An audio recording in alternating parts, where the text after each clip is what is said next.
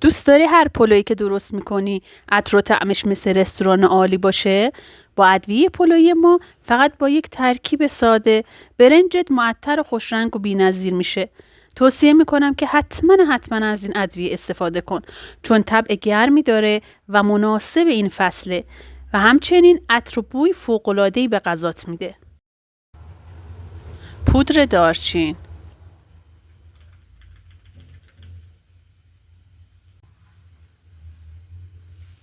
زیره سیاه،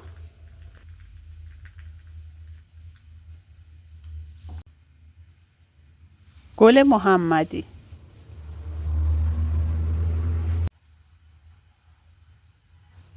فلفل سیاه،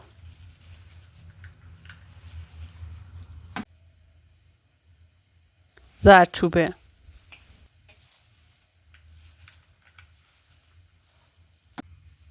چند عدد میخک، 2 عدد جوز هندی، چند عدد هل، زنجبیل.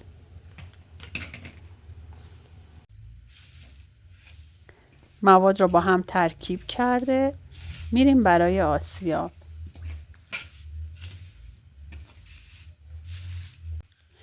اینم از ادویه پلویی ما.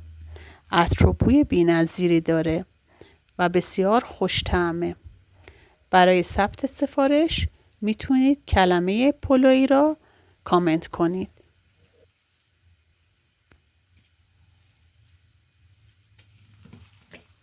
نوش جان.